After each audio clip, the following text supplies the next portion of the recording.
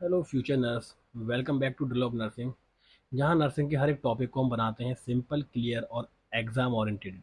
आज का टॉपिक आपको पता ही चल गया होगा थंबनेल से। मैं बताना चाहता हूं कि आज का टॉपिक है आपका मल्टी पैरा मॉनिटरिंग।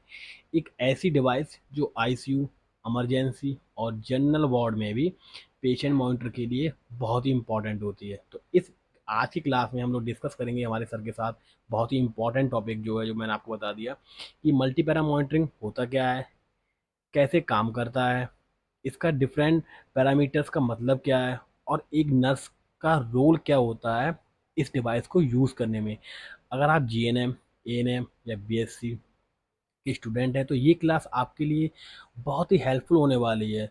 चाहे आप थ्योरी पढ़ रहे हो, चाहे आप प्रैक्टिकल पढ़ रहे हो, चाहे आप कोई तैयारी कर रहे हो, तो ये क्लास बहुत ही ज़्यादा इंपॉर्टेंट होने वाली है। तो बिना टाइम वेस्ट किए चलिए स्टार्ट करते हैं आज की क्लास सर के साथ। all are here for discussing the procedure of multi-para monitoring। जैसे आप लोगों ने नाम भी सुना होगा multi-para monitoring.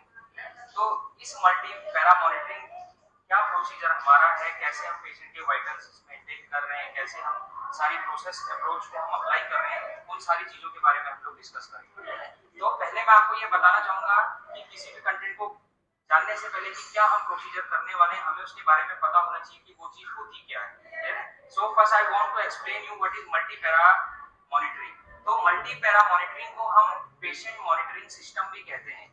Patient monitoring system का मतलब क्या है कि एक पेशेंट हमारे पास में आया है, उसको किसी ना किसी तरीके की फिजियोलॉजिकल वाइटल सिम्टम्स उसके पास में है, जिसको हम उसके वाइटल साइंस भी कहते हैं। फॉर एग्जांपल जैसे हम पेशेंट के रेस्पिरेटरी सिस्टम की बात करें कि क्या उसका रेस्पिरेटरी रेट है, हम पेशेंट के एसपीओ2 की बात करें उसका ऑक्सीजन सैचुरेशन लेवल क्या है, हम पेशेंट के ब्लड प्रेशर की बात करें, उसके ईसीजी की बात करें कि कैसे उसकी जो कार्डियक एक्टिविटीज है वो चल रही है, ठीक है। तो इन सारी की सारी चीजों को हम जब एक डिवाइस की मदद से, नर्सिंग टेक्नोलॉजी में हमारी जो डिवाइसेस हैं उन डिवाइसेस की मदद से हम लोग क्या करते हैं, असेस करते हैं, आइडेंटिफाई करते हैं उस पर्टिकुलर प्रोसीजर को हम क्या बोल रहे हैं, that is multi para monitoring, ठीक है। तो प्रोसीजर करने अब हम लोग आगे बढ़ेंगे कि क्या पर्पज है इस मल्टी पैरा मॉनिटरिंग का, क्यों हम लोग कर रहे हैं। तो आपको पता होना चाहिए क्यों हम लोग कर रहे हैं। पेशेंट का invasive non invasive BP monitoring के लिए, पेशेंट की ऑक्सीजन सैचुरेशन को मॉनिटर करने के लिए, पेशेंट के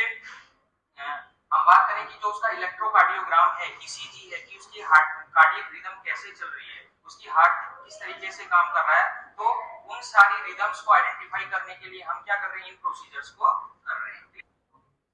तो अब मैं आगे हम लोग बढ़ेंगे कि क्या वो पैरामीटर्स हैं।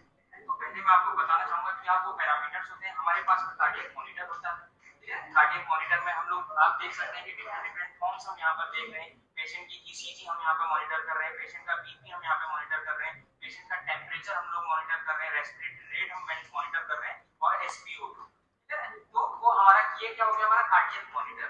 दूसरा हमारे पास में क्या होता है, दैट इज एनआईबीपी। हम पेशेंट का जो मॉनिटर कर रहे हैं, आप लोग देखते हैं इस बीपी कप की मदद से हम लोग पेशेंट का नॉन इन्वेसिव ब्लड प्रेशर क्या करते हैं, मॉनिटर करते हैं, ठीक है। और तीसरा हमारा होता है दैट इज पल्स ऑक्सीमीटरी, ठीक है। स्ट्रोक की मदद से हम लोग क्या करते हैं, स्ट्रोक की मदद से हम लोग पेशेंट का ऑक्सीजन सैचुरेशन हम लोग मॉनिटर करते हैं, ठीक है। नर्सिंग प्रोफेशन प्रोसीजर में आप लोगों को ये बताना कि कभी भी हमारे पास में कोई ऐसी सिचुएशन है जहां पर पेशेंट की पैरा मॉनिटरिंग कर रहे हैं, पेशेंट का मल्टी पैरा मॉनिटरिंग कर रहे हैं, उसके हम पेशेंट की मॉनिटरिंग कर रहे हैं विद इन द डिवाइसेस। तो हमें पहले ये पता होना चाहिए कि हमारी जो डिवाइस हम यूज कर रहे हैं वो प्रॉपर्ली वर्किंग है या नहीं है। हमें ये चेक होना चाहिए कि इसकी जो प्रॉपर्ली कॉर्ड्स हैं वो हमारे जो मेन सर्किट स्विच है उसमें प्रॉपर्ली कनेक्टेड है या नहीं है, प्रॉपर तरीके से ये ऑन है या नहीं है।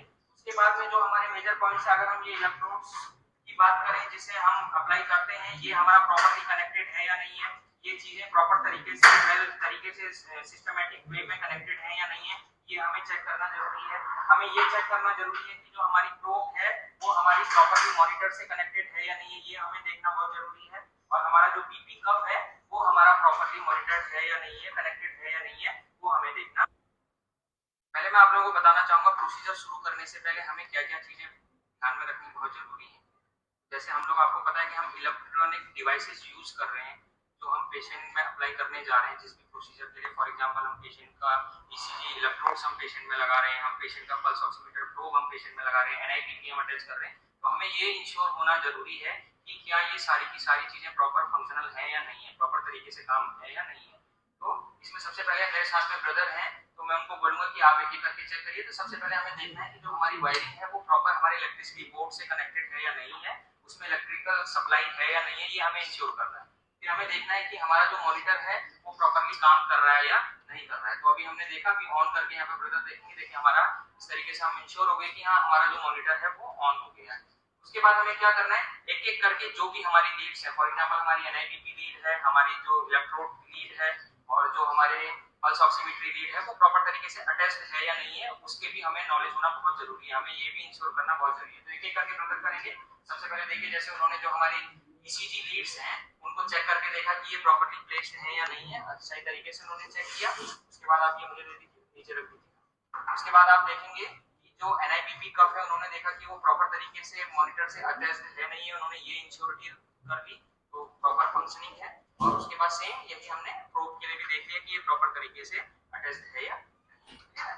तो इससे हमें पहले अश्योर करना है। तो ये क्या होगा कि अगर हमें ये पहले अश्योरिटी हो गई तो हमें बाद में बायस मतलब कुछ ऐसी प्रॉब्लम फेस करने को नहीं मिलेगी, क्योंकि सडनली कभी क्या होता है कि हमारे पास में हमने पेशेंट ले लिया और सारी की सारी इलेक्ट्रोड्स हमने पेशेंट में लगा दी, हमने प्रोब पेशेंट में लगा दिया, हमने एनआईबीपी पेशेंट में बांध दिया, पर हम ऑन करना भूल गए, हमें पता ही नहीं है कि इलेक्ट्रिकल सप्लाई है या नहीं है। तो इन सारी परेशानियों से बचने के लिए हमें पहले ये इंश्योर करना जरूरी है कि हमारा प्रॉपर फंक्शनल ये है या नहीं है, जरूरी है। Next step we are going to do, I am going to discuss कि हम लोग कैसे इन प्रोसीजर्स को करते हैं। तो कुछ बेसिक स्टेप्स मैं किसी भी प्रोसीजर को करने से पहले आपको बताना चाहूंगा। पहले किसी भी प्रोसीजर को हम अगर कर रहे हैं तो उसमें हमें एसेप्टिक टेक्निक्स यूज करनी है। हमें हमेशा पांच चीजें याद रखनी है। क्या वो पांच चीजें हैं? इसको हम बोल सकते हैं, अगर आप दिमाग में अपना रखना चाहो तो वो 2 P's और 3 A's होते हैं। मतलब हमें अपनी हैंड हाइजीन मेंटेन करनी है किसी भी प्रोसीजर को करने से पहले। तो वो क्या 2 P's है? बिफोर टचिंग द पेशेंट, अगर हम पेशेंट को टच करने जा रहे हैं उससे पहले हमें क्या करना है, अपनी हैंड हाइजीन को मेंटेन करना है। दूसरा, before doing any type of procedure, किसी भी प्रोसीजर को हम करने जा रहे हैं तो उससे पहले हमें क्या करना है, अपनी हैंड हाइजीन को मेंटेन करना है। These are the 2 P's। अब हम बात करेंगे 3 P's, 3 A's की। 3 A's का मतलब क्या होगा? ए का मतलब हो गया आफ्टर, ठीक है। तो पहला ये क्या होगा, आफ्टर डूइंग एनी प्रोसीजर, किसी भी प्रोसीजर को पूरा करने के बाद हम क्या करेंगे, अपनी हैंड हाइजीन मेंटेन करेंगे। तो हमारा दूसरा ये होगा वो होगा after disposing the general waste, जो भी हमारा वेस्ट कलेक्ट हुआ है ड्यूरिंग द प्रोसीजर उसको हमें क्या करना है, प्रॉपर बायोमेडिकल वेस्ट मैनेजमेंट जो हमारी पॉलिसी है उसको फॉलो करते हुए हमें क्या करना है, उसे डिस्पोज करना है। उसके बाद हमें क्या करना है, अपना हैंड हाइजीन मेंटेन करना है। और फाइनली हमें, जब हम पेशेंट के सामने हमने पूरा प्रोसीजर कंप्लीट कर लिया, अब हम उसकी सराउंडिंग को छोड़ करके जा रहे हैं, तो तब हम क्या करेंगे, अपनी हैंड हाइजीन मेंटेन करेंगे, ठीक है। तो पेशेंट में जाने से पहले हम लोग अभी प्रोसीजर कर रहे हैं, तो सबसे पहला हमारा बेसिक एथिक क्या होता है कि हमें पेशेंट से एक बार कम्युनिकेट करने की कोशिश करते हैं। फॉर एग्जांपल जैसे अभी हमारे पास में पेशेंट है तो हम उनसे जानना चाहेंगे, बाबा आप कैसे हैं, ठीक है। इस तरीके से हम पेशेंट से बात करेंगे, आपका नाम क्या है, अगर देखने तो यहाँ पर हम क्या कर रहे हैं, पेशेंट का कॉन्शियस लेवल भी हम लोग चेक कर रहे हैं कि पेशेंट कितना कॉन्शियस है, ठीक है। तो नेक्स्ट अब हम लोग आगे बढ़ेंगे प्रोसीजर की ओर। हम तो कैसे करेंगे, तो सबसे पहले हम क्या करूंगा, मैं अपने हैंड को सैनिटाइज करूंगा, ठीक है।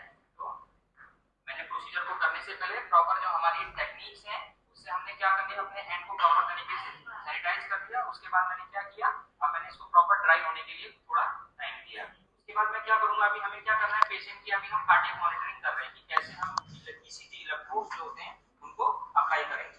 फॉर एग्जांपल ये हमारे पेशेंट है, ये फ्लैट हमारे सुपाइन पोजीशन में हम पेशेंट को अपने लेटाएंगे जब भी हम इलेक्ट्रोड्स को अप्लाई करने जा रहे हैं, ठीक है।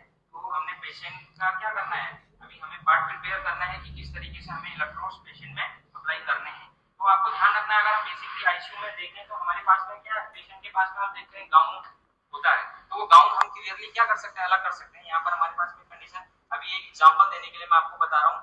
तो हमें सबसे पहले क्या करना है, हमें अपना पार्ट प्रिपेयर करना है। हमें ये चीज देखनी है कि पेशेंट का किसी तरीके का कोई वुंड तो नहीं है, किसी तरीके की कोई स्किन एलर्जी तो पेशेंट को नहीं है, किसी तरीके का कोई पेशेंट का पेसमेकर वगैरह कोई कार्डियक सर्जरी के थ्रू ऐसा तो नहीं है कि पेसमेकर वगैरह लगे हुए। ये सारी की सारी चीजें हमें पहले असेस कर लेनी है, ठीक है ना। सारी चीजें हमें देख लेनी है, ठीक है। अगर ऐसी चीजें होती है तो आप पहले क्या करेंगे, हम डॉक्टर्स को इन्फॉर्म करेंगे कि किस तरीके की है, उसका स्क्रीन में हमें इस तरीके की इरिटेशन दिखाई दे रही है, इस तरीके का इन्फेक्शन दिखाई दे रहा है। तो वो सारी बेसिक चीजें हमें पहले ध्यान में देनी है। उसके बाद दूसरा स्टेप क्या होगा हमारा, दूसरा स्टेप हमारा होगा टेक दैट गॉज पैड, हमें गॉज पैड लेना है।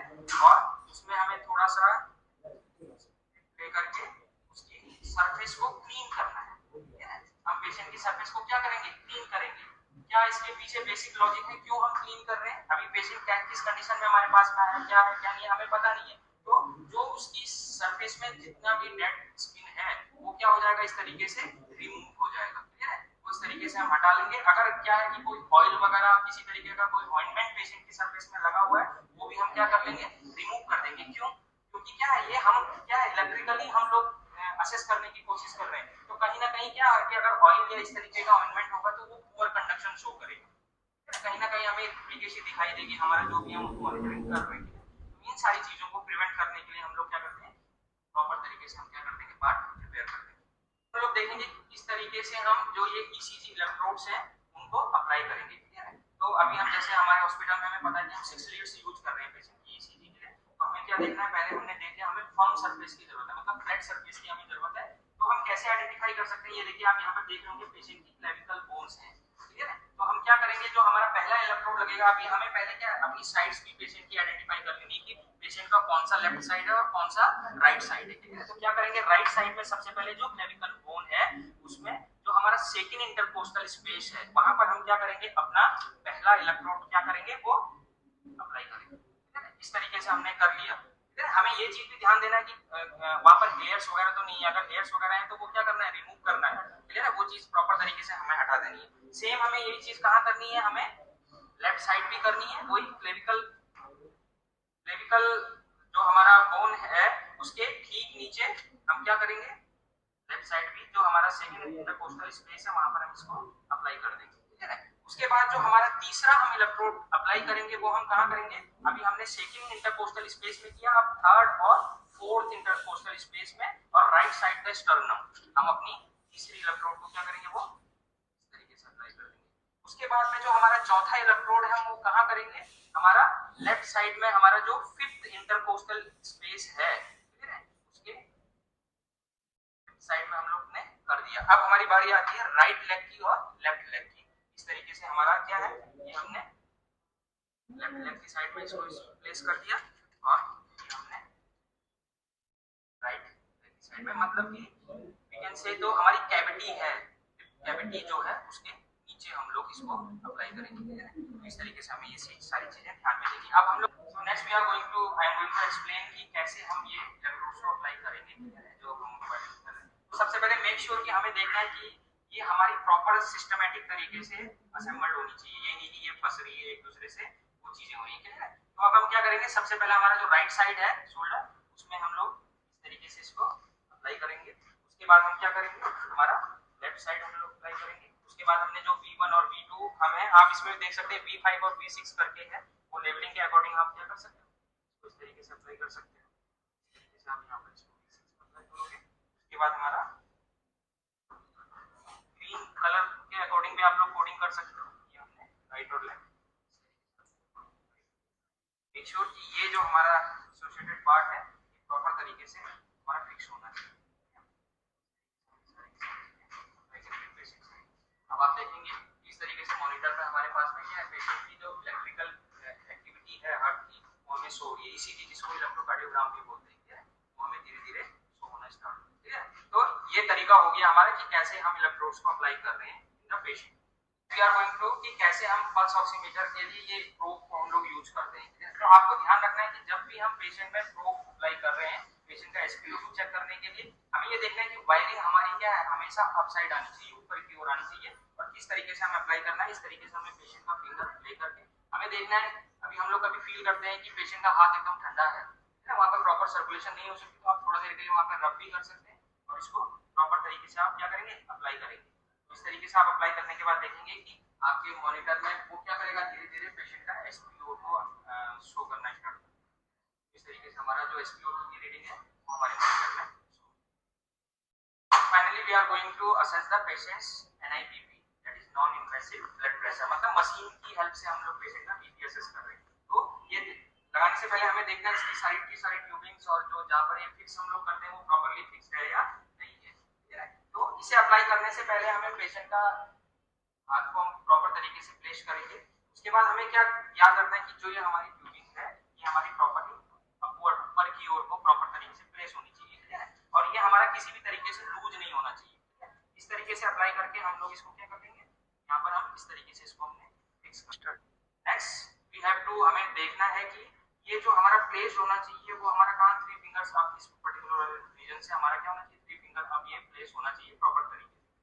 उसके बाद अभी हमने क्या कर दिया, सारी की सारी हमने फिक्स कर दिया, जिस भी चीज से हम एनआईबीपी मॉनिटर कर रहे हैं वो हमने प्रॉपर तरीके से कर दिया। उसके बाद हम लोग मॉनिटर में आएंगे और इस यहाँ पर हमारे पास में स्टार्ट का बटन होगा, हम उसे प्रेस कर देंगे तो अभी क्या है, पेशेंट का बीपीए मेजर करना स्टार्ट कर देंगे। ये कुछ बेसिक प्रोसीजर है जिसको हम लोग फॉलो करेंगे।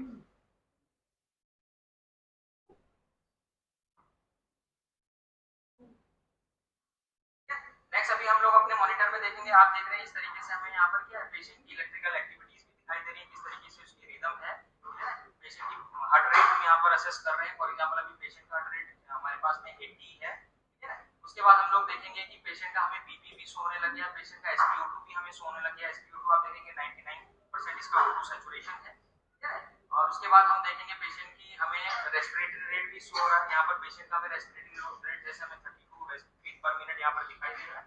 और पेशेंट का हमारा बीपी भी यहाँ पर शो होने लगे, दैट इज 122/77, ठीक है। Blood pressure you all know कि सिस्टोलिक और डायस्टोलिक हम लोग देखते हैं कि हमारी जो हम बोले कि स्टैंडर्ड वैल्यू क्या है, हमारा जो नॉर्मल ब्लड प्रेशर होता है दैट इज 120 to 80 mmHg, ठीक है। तो वो बेसिक यूनिट्स भी हमें क्लियर होनी चाहिए।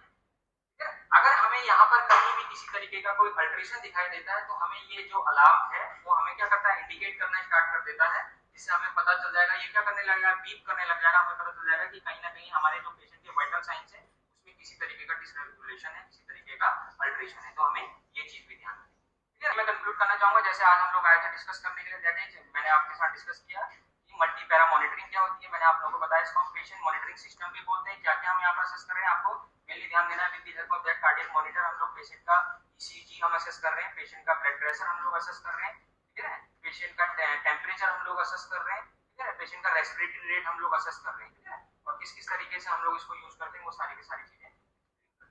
तो आई होप सो सब आप लोगों को समझ में आया। Thank you so much. तो प्रोसीजर हमारा कंप्लीट हो गया कि कैसे हमें सर्टेन चीजें करनी है। प्रोसीजर कंप्लीट होते ही हमें कुछ चीजें ध्यान में रखनी है। प्रोसीजर कंप्लीट होते ही हमें क्या करना है, पहले अपने दोबारा से हैंड हाइजीन को मेंटेन करना है with the help of hand sanitiser, ठीक है। तो हैंड सैनिटाइजर का हेल्प करके हमने क्या कर लिया, अपने हाथ को प्रॉपर तरीके से सैनिटाइज कर लिया। अब हमें क्या चीज ध्यान में रखनी है, जो भी हमारा वेस्ट जनरेट हुआ है इस प्रोसीजर के दौरान में, जैसे फॉर एग्जांपल मैंने गॉज पैड मैंने यूज किया था, जो हमारी ईसीजी इलेक्ट्रोड्स की प्लास्टिक कवरिंग थी, वो चीजें मैंने यूज करी थी, तो उसको हम प्रॉपर जो हमारे बायोमेडिकल वेस्ट मैनेजमेंट के नॉर्म्स हैं उन सारी चीजों को फॉलो करके प्रॉपर तरीके से उनको वेस्ट को हमें डिस्पोज करना है। So after the completion of procedure हमें क्या चीज ध्यान में देना है, जैसे कि आप देख पा रहे हैं हमारे यहाँ पर डिफरेंट डिफरेंट कलर कोडिंग के बायोमेडिकल वेस्ट मैनेजमेंट के अकॉर्डिंग हमने यहाँ पर डिफरेंट डिफरेंट पिंस रखे हुए हैं। तो अभी जैसे मैंने प्रोसीजर में अपने पिंस यूज किए थे, तो मुझे क्या ध्यान में रखना है, जैसे मैंने ये गॉज पैड मैंने यूज किया था with the help of spread, जो डेड टिश्यूज थे, तो ये क्या है, बॉडी के एक्सपोजर में हमारा आ गया, तो उसको हमें ध्यान रखना है कि जो हमारा येलो पिन है उसमें हमें इसे प्रॉपर तरीके से डिस्पोज करना है। आपको ये ध्यान में रखना है, इट इज इन्फेक्टेड, तो ये इस तरीके का वेस्ट हम जो है वो किसमें डिस्पोज करेंगे, हमारे येलो कलर के बिन में। उसके बाद में जो हमारी और अदर प्लास्टिक कवरिंग्स हैं वो सारी चीजें हम वो जनरल वेस्ट जो हमारा आएगा वो हम ब्लैक कलर के बिन में उसको प्रॉपर तरीके से जनरल वेस्ट को हम लोग क्या कर देंगे, प्रॉपर तरीके से उसको डिस्पोज कर देंगे। तो ये बेसिक चीजें हमें ध्यान में रखनी है, किस तरीके से हमें अपना बायोमेडिकल वेस्ट मैनेजमेंट को मेंटेन करना है। After completing the paramonitoring of a patient, finally we have to record or document in a proper way all the vital signs of a patient. जो भी हम हॉस्पिटल्स में अपनी नॉर्मल्स हम आप देख रहे हैं किस तरीके की सीट आप लोग यूज कर रहे हैं अपने वार्ड में, आप उसमें क्या करेंगे, उसको प्रॉपर तरीके से डॉक्यूमेंट करेंगे क्या पेशेंट के वाइटल्स, और प्रॉपर तरीके से उसकी रिपोर्टिंग करेंगे टू द रिस्पेक्टिव डॉक्टर्स और जो भी आपके पास में वहाँ पर सीनियर है।